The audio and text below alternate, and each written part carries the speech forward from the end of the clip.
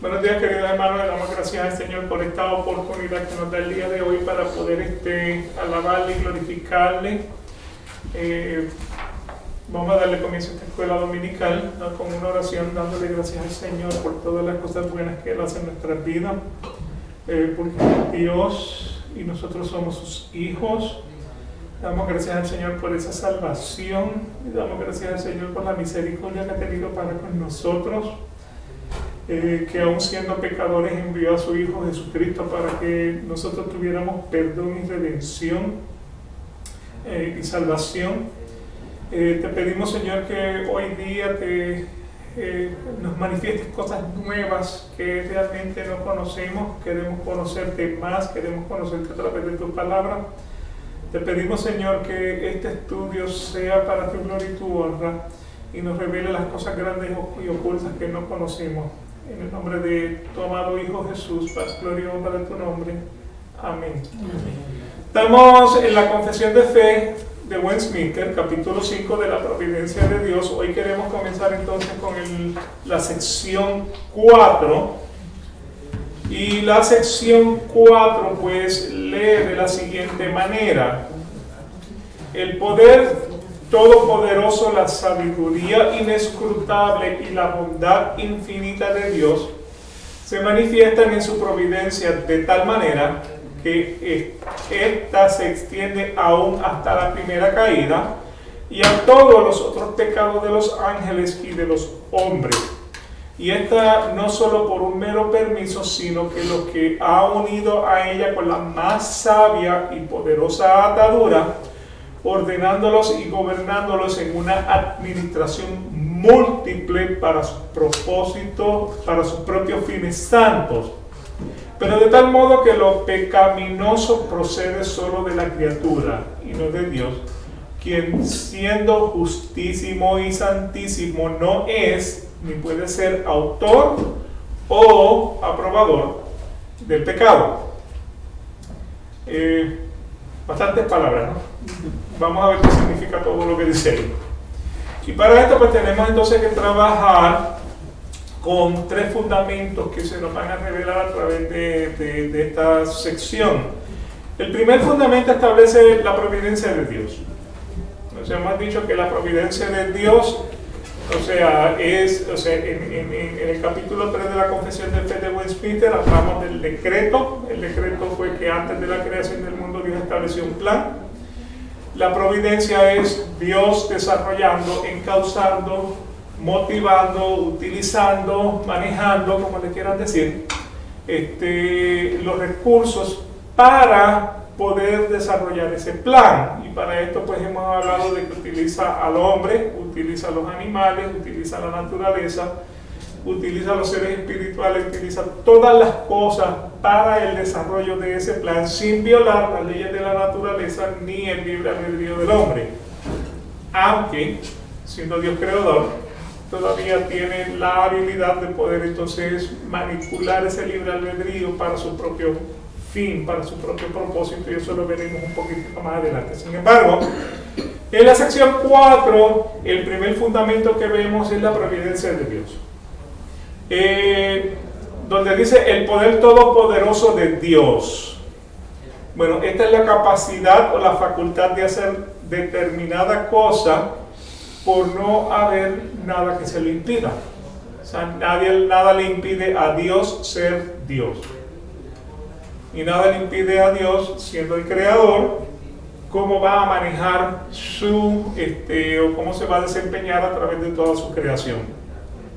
Vemos aquí también en este primer fundamento la sabiduría inescrutable de Dios. Esto significa que no puede ser averiguado o comprendido. O sea, ¿quién le da consejos a Dios? Sus caminos no son nuestros caminos. Sus pensamientos no son nuestros pensamientos. Entonces, pues, hay cosas en la Biblia que han sido reveladas para nuestro uso y beneficio, y hay cosas que están dentro de la soberanía de Dios y que no las podemos explicar, porque Dios no nos dio revelación de eso. Así que esa sabiduría inescrutable de Dios no puede ser averiguada y no puede ser comprendida. Y la bondad infinita de Dios es esa inclinación a hacer el bien. Eso es lo que realmente, o sea, la justicia de Dios. Dios es justo, significa que Él aplica su justicia y nuevamente, ¿es injusto Dios? De ninguna manera. Eso aparece en Romanos capítulo 9, versículo 14. Dios no es injusto, Dios es justo sobre toda la creación. En Romanos capítulo 11, versículos 32 al 34, porque Dios encerró a todos en incredulidad para tener misericordia de todos. Oh profundidad de las riquezas de la sabiduría y de la ciencia de Dios, cuán incomprensibles son sus juicios e inescrutables sus caminos. Porque ¿quién entendió la mente del Señor? ¿O quién fue su consejero? O sea que prácticamente pues estos versículos nos revelan entonces lo que dice ese primer fundamento, o apoyan lo que dice entonces ese primer fundamento. El segundo fundamento que tenemos aquí es que lo pecaminoso procede solo de la criatura y no de Dios. Dios, siendo justísimo y santísimo, no es ni puede ser autor o aprobador del pecado. Ese es el segundo fundamento que vemos entonces en esta sección 4. Y en 1 de Juan, capítulo 2, versículo 16, dice: porque todo lo que hay en el mundo, la concupiscencia de la carne y la concupiscencia de los ojos y la soberbia de la vida, no es del Padre, mas es del mundo. Estamos en la página 14. 5:14. Sí. Gracias. Así que nuevamente todo lo que hay en el mundo, la concupiscencia de la carne, la concupiscencia de los ojos y la soberbia de la vida, no es del Padre, es del mundo. ¿Okay? Porque ese es el pecado. El pecado, ¿cierto? Son los deseos que siente el hombre que no le agrada a Dios. Que no le agradan a Dios, entonces. O sea, de no haber entendido Eva en el principio cuando comió del árbol prohibido, esto no hubiese sucedido. Hasta cierto punto, esto fue lo que ocurrió con Eva. O sea, eso fue La concupiscencia de la carne, la concupiscencia de los ojos. O sea, ella vio, ella escuchó, ella olió tal vez la fruta. tuvo que haberla, o sea, la tocó, ella la probó y la tuvo que oler, y nadie se come nada que tenga olor a algarroba, o sea, me explico. Entonces, en ese caso, pues, o sea, Eva manifestó todo lo que está aquí. Sin embargo, eso no vino No vino del Padre. no vino del Padre, eso vino del mundo. O sea, cuando pensamos en el mundo, pensamos en el globo terráqueo. Esa es la tierra. El mundo es la sociedad. El hombre.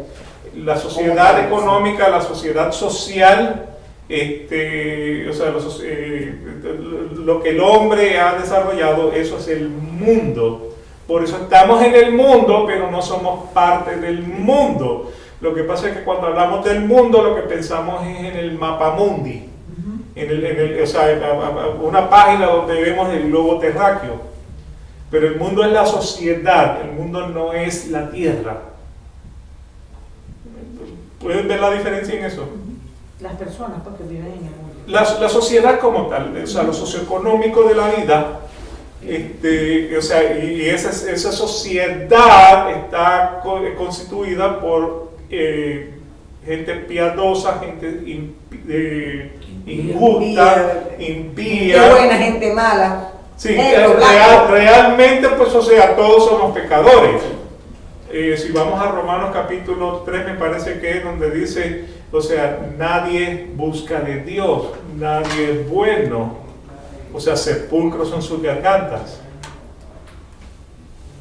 O sea, y nuevamente, pues, o sea, realmente, pues, o sea, el hombre es malo desde que nace, desde que está en el vientre de su madre, según el Salmo 51, David mismo decía, en pecado fui concebido. Significa, o sea, no fue que su madre fue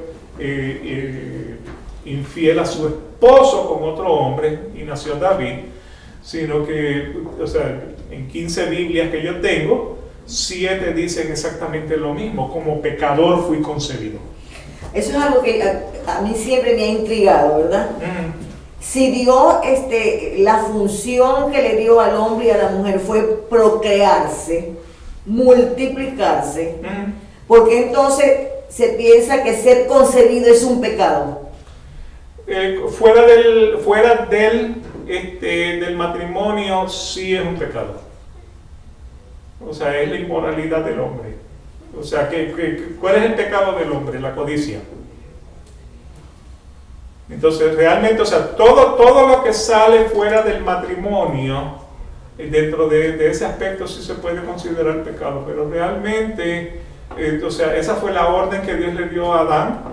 Luego del diluvio, ¿a quién le dio esa orden? Abraham. A Noé.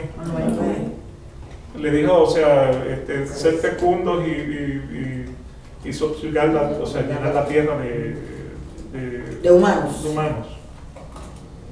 O sea, lo que el Salmo 51 establece es: como pecador he sido concebido. O sea, que cuando yo nací como pecador, a través de toda mi vida he sido pecador, hasta el día que me muera seré pecador, y cuando muera, entonces dejo de ser pecador.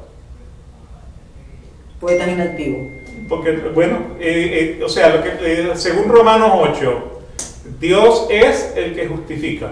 O sea, Dios toma a un hombre pecador y cuando lo hace justo, ¿qué es lo que está haciendo? Un pecador que no le veo pecado. ¿Por qué razón? Porque Jesucristo murió por ese pecador. Entonces yo lo que le estoy imputando la gracia de Jesucristo a un hombre pecador. Por eso es Dios, a través de Jesucristo, cuando mira al hombre, lo ve sin pecado, a pesar de que el hombre sigue siendo pecador y no deja de pecar. El primero de Juan, capítulo 1, versículos 8 y 10, dice, o sea, que todos somos pecadores, y el que dice que no tiene pecado, que lance la primera piedra. No, el que no tiene pecado, esa es la primera mentira que está diciendo, porque todos somos pecadores. Sí. Eclesiastés 7:20 me parece que es el que dice, no hay hombre que no peque. Ahora, la maldad del pecado está en nosotros desde nuestro nacimiento. O sea, la codicia, la avaricia, todo eso viene dentro de nosotros desde el nacimiento. Es algo innato. Es innato. O sea, dice que el que de pequeño es pobre y feo, cuando sea grande Es pobre y feo. Es más pobre. Y más feo. Entonces, la probabilidad de que esas características aumenten van a ser altas. Okay, así que nuevamente, o sea, todo lo que hay en el mundo, la concupiscencia de la carne, la concupiscencia de los ojos y la soberbia de la vida, no es del Padre. Eso viene del mundo. Eso es lo que o sea, lo que estamos tratando de resaltar, es que el pecado no viene de Dios, Dios no lo aprueba, viene del mundo. Santiago capítulo 1, versículos 13 al 14 y el 17. Cuando alguno es tentado, no diga que es tentado de Dios, porque Dios no puede ser tentado de los malos, ni Él tienta a alguno. De hecho, Dios es el que nos libra de la tentación. Si ustedes van al Padre Nuestro, donde dice, no me dejes caer en la tentación, Él es el que te libra de la tentación. Líbrame de todo mal. Okay, así que Él no te tienta, ni Él tienta.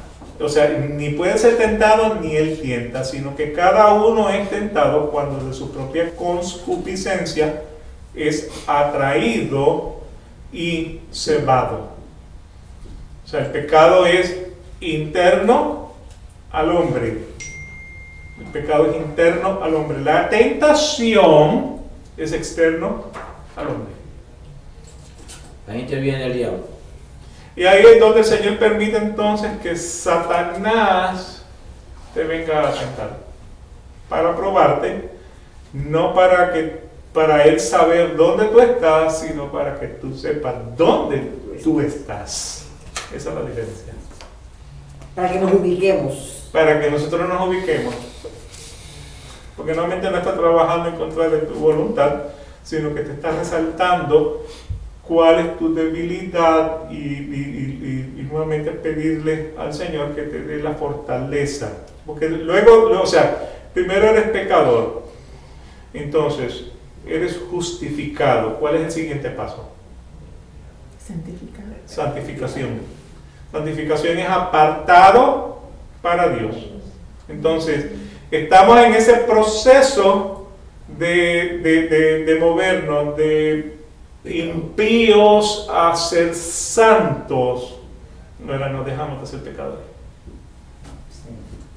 Okay. Y luego entonces viene la glorificación. Y la glorificación entonces es ya cuando mueres. Okay. Así que nuevamente, y eso está en Romanos capítulo 8, lo puedes ver, o sea, el que te llamó es el que te justificó. El que te justificó es el que te santificó, y el que te santificó es el que te va a glorificar. ¿Quién es ese? Dios. Por eso es que necesitamos de él. Bueno, todos los días necesitamos,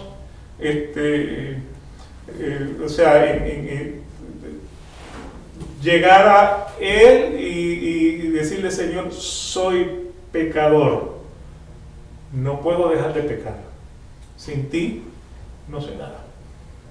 Sí, cuando tenemos el Espíritu Santo, ¿verdad? Como cristianos, muchas cosas de las que somos tentados, que casi siempre son tentaciones que las traemos arrastrando desde mucho tiempo, y entonces estamos en esa posición con ese mismo pecado.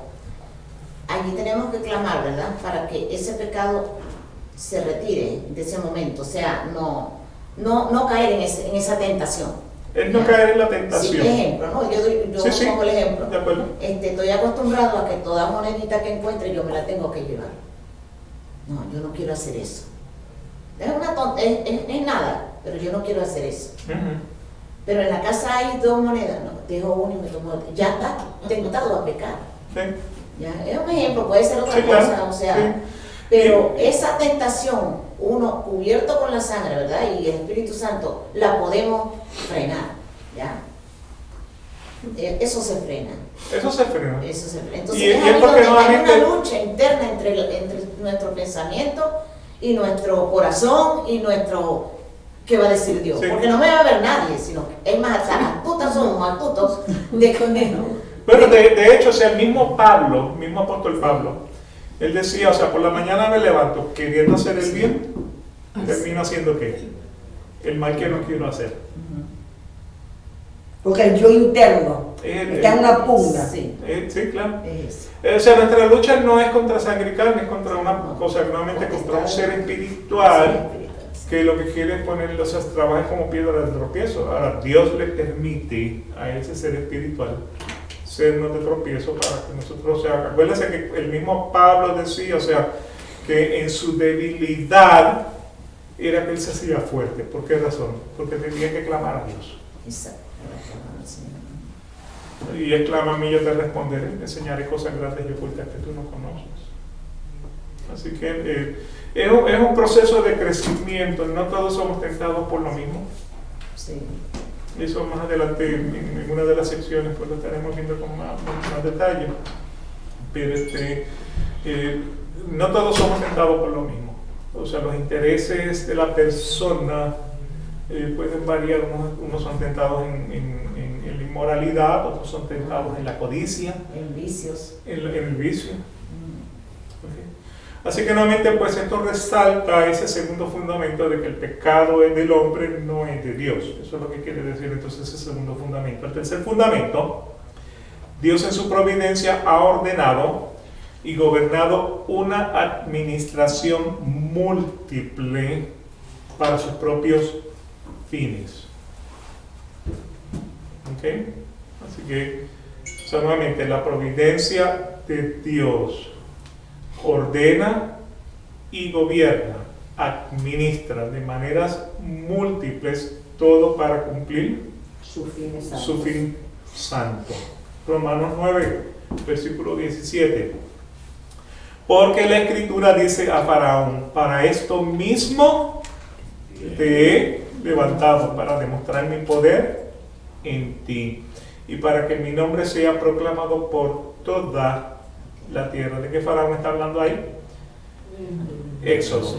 De Egipto. El Faraón de Egipto. Estamos hablando de Éxodo, cuando el pueblo de Egipto estaba, el pueblo de hebreo, los hebreos, estaban esclavizados en Egipto. Ahora, ellos no llegaron allí por casualidad. O sea, 400, 800 años antes, Dios le dijo a Abraham: sal y cuenta las estrellas, tu descendencia será como la arena del mar. No la vas a poder contar, pero déjame decirte algo: serán esclavos serán esclavos de una tierra que no es la de ellos. Por 400 años. Por 400 años. Y de hecho, Éxodo 2, por ahí dice que fueron como 430, pero nuevamente serán esclavos. O sea, ya 400, 800 años antes le estaba diciendo: van a ser oprimidos por un faraón, o sea, en una tierra que entonces yo bajaré, los libertaré y me mostraré sobre esa tierra para que todo el mundo pueda observar. O sea, en aquel tiempo no había satélites, no había CNN, cómo trabajaban los noticieros, no sé. Pero yo sé que mucha gente se enteró de que el mar se abrió y el pueblo pasó, y eso lo sabían. Y hay todo eso, y hay pseudo faraones. Entonces, sí. Entonces, pues nuevamente, o sea, en este caso está hablando de ese faraón. Para esto mismo te hice faraón. O sea, Dios pone reyes, Dios quita reyes. O sea, Dios puso a Maduro, Dios puso a Fidel Castro, Dios puso a Biden, puso a Trump, o sea, con un propósito, su gloria, su propósito, su propósito santo, para demostrar el poder de Dios, para que su nombre sea proclamado por todas. A Dios por haber apoyado a Chávez. Ahí está. Como dice Dios. Sin embargo, Dios lo puso por alguna razón. Y permitió que muchos hombres los apoyaran. Claro. La última vez que yo estuve en Venezuela fue como para el 2011, si mal no recuerdo. Ya, o sea, Chávez había muerto, Maduro estaba entrando en el poder. Y lo que vi fue que mucha gente estaba como que buscando el confort, buscando la paz espiritual. La paz espiritual. Estaban buscando su paz espiritual, estaban o sea, recurriendo más a la iglesia. O sea, muchas personas, o sea, las iglesias se estaban llenando. Cuando tenemos así algún tipo de crisis, por ejemplo, el 11 de septiembre del 2001, ataques terroristas, las iglesias se llenaron. Bueno, si comparamos la cara del Papa cuando estuvo con Trump, ahora cuando estuvo con Biden, eso es un poema. Un poema. ¿No has visto eso? Es un poema. Eso no es, a mi modo de decir, nos está diciendo mucho sobre Biden, vamos a estar claros. Sí. Y todos saben cuál es la línea del Papa. Okay. Así que el poder, la sabiduría y la bondad de Dios se extienden. O sea, el poder, la sabiduría y la bondad de Dios se extienden a todos los pecados de los ángeles y de los hombres, de tal manera, estamos continuando con lo que dice la sección 4, Dios no solamente permite los actos pecaminosos, sino los dirige y gobierna según la determinación de su propio propósito. Okay, así que nuevamente, Dios no solamente permite los actos pecaminosos, Él no es el autor, Pero te permite que lo hagas. los permite.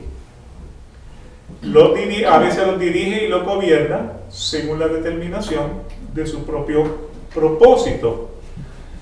Lo pecaminoso de las acciones que podemos ver entre los hombres y los seres espirituales, eso depende del hombre o ser espiritual.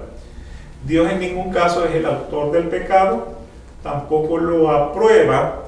La Biblia declara que las acciones pecaminosas ocurren porque Dios da permiso para que éstas ocurran y conforme a su propósito, de tal manera que Dios ordena lo que los hombres malvados hacen. Si vamos a Génesis capítulo 45 y versículos 4 y 5, entonces dijo José a sus hermanos. ¿Les queda claro lo que está pasando aquí? Sí. O sea, los hermanos de José lo vendieron como esclavo a Egipto. Bueno, una cadena.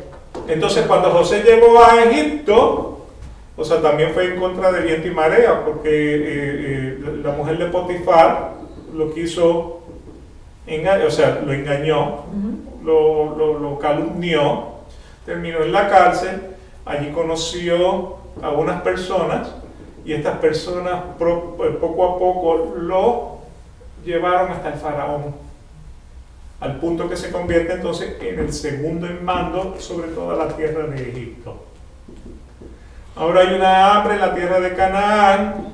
¿Quién tiene? O sea, él está hablando estábamos hablando de los 7 años de vaca gorda y los 7 años de vaca flaca.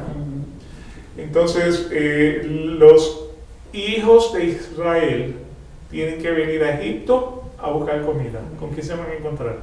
No sé. Con su hermano José. Con ese, que no lo reconocieron, por cierto. Y no lo reconocieron. No lo reconocieron. Entonces, hay Entonces, personas que, alguien me preguntó que si era el mismo José que era el esposo de María. No. más o menos. Unos cuantos años. Sí, sí. De carne y hueso también, ¿sabes? Sí. Entonces dijo José a sus hermanos, cuando sus hermanos llegaron a pedirle por alimento: llegaos ahora a mí. Ellos se llegaron y él les dijo: yo soy José vuestro hermano, el que vendiste para Egipto. Ahora pues, no os entristezcáis, ni os peses de haberme vendido acá, que para preservación de vida me envió Dios delante de Ustedes. vosotros. O sea, aquí estoy para salvarlos a ustedes. Correcto. Y fue propósito de Dios. Al pueblo de Canaán. ¿Ok? Ahora, bueno, nuevamente, tienen ustedes entonces que tomar en consideración que unos 400, 500, 600 años antes, Dios le dijo a Abraham: tu descendencia no la vas a poder contar, serán esclavos de una tierra que no es la de ellos. Así que aquí tienes el principio de esa inmigración a la tierra de Egipto, donde van a ser entonces esclavos por 400 años.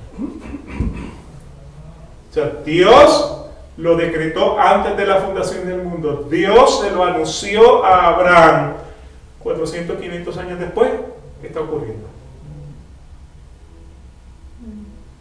Entonces, pues nuevamente, Dios utilizó al hombre para cumplir su propósito. Porque nuevamente, a través de José, mire lo que dice el versículo 5, dice: ahora pues no os entristezcáis, ni os pese de haberme vendido acá, que para preservación de vida me envió Dios delante de vosotros. O sea, que no fue casualidad. Dios lo había decretado de esa manera. Dios lo había anunciado que iba a ocurrir de esa manera. Entonces, como él encausa sin violar el libre albedrío, porque cuando los hermanos de José, o sea, lo estaban amarrando para venderlo como esclavo,